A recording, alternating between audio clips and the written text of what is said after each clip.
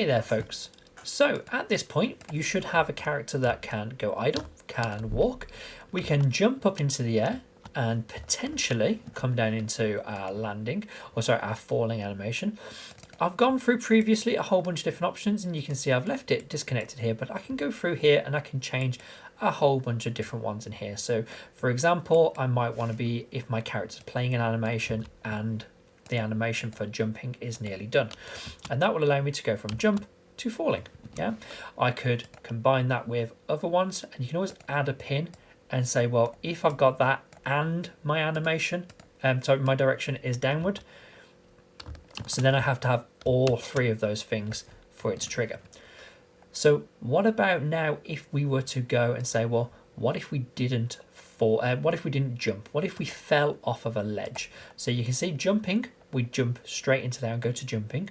What if we fall off a ledge? Now I've created obviously these random test kind of areas for me to test this stuff out until I put tile sheets into here. So what I'm going to do now is I'm actually going to just make a very small little drop here. Yeah, and the idea being that my character, and I can always test this out a little bit more in a moment, but what happens if my character goes off of here and drops down? Well, you can see he does jump when I press the spacebar, but when he drops down, he's moving, but he's not going into falling. Now, a bunch of options that you could do. You could obviously go into here from falling. You could say, well, what if I go from idle or walk into falling? But we already talked about that in our jumping logic, and we said, well, that's just going to get really messy because there's loads of different ways we could do that. Like, what if we slid off the edge of a ledge? Well, that could mean that we were sliding and then go into the falling. Or what if we jumped off of there or let go of a ladder? There's so many different ways that we could end up going into falling. So to keep it nice and easy, we're going to use another one of those to jump nodes. And just to show you that you can use as many of them as you want, what I'm going to do is I'm going to add another jump here. And this is where we're going to go from it being a jump node, but it's actually going to be my to falling. And I can take this and I can plug that into there.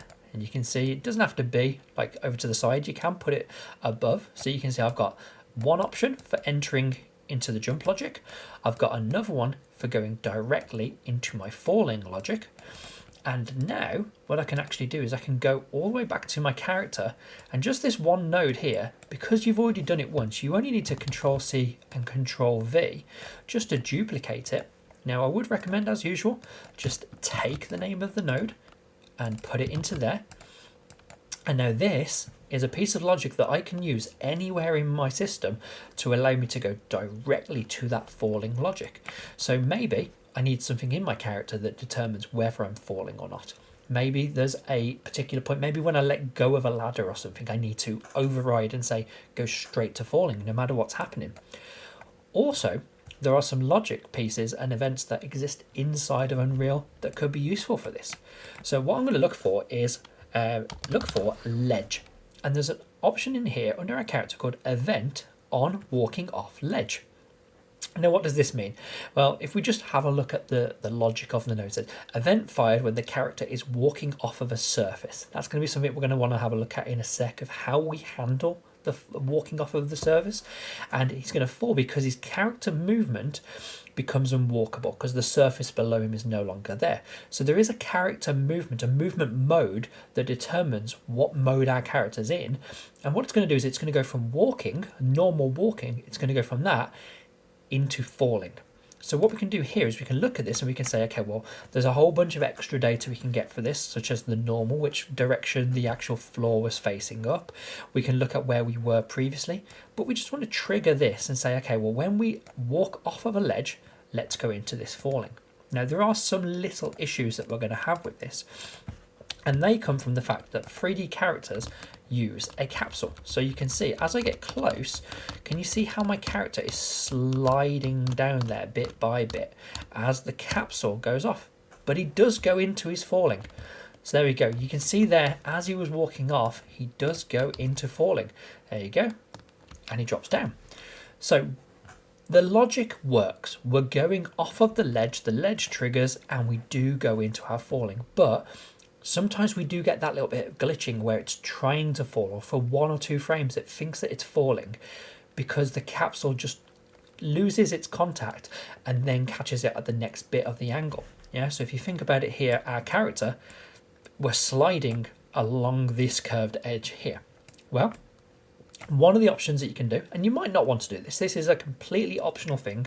One of the things that you might want to do is actually go into your base of your character here, and you might want to search for flat. And you can see here, use flat base for floor checks, which is exactly what we were just doing then. Use a flat base means that rather than using the capsule, we're going to use a completely flat, basically a squared off bottom bit. And you can see it avoids situation where the character slowly lowers off the side of a ledge because our capsule is balancing on there. So now, this is one of those ones where it's up to you in terms of your taste, but you can see I can walk along here and I can get to the point that my character is actually slightly off of the ledge. And that's where you're going to want to go in there now and start messing around with that capsule size so that you can't do that, yeah, because you want your character's capsule to be quite small. But as I walk off, he's not glitching, he's just going to fall. And what do I mean by the capsule? Well, go back into your capsule component over here and you can see my capsule radius is quite large. 28 is really large, and we want to be really forgiving of this with 2D games anyway. You know, there's a lot of empty space around here where potentially my character is going to get hit if maybe some kind of projectile was flying at them. So here, if I was looking at this one, maybe we go with this being the unlit, and we look at it from, we'll probably go for the right or the left side.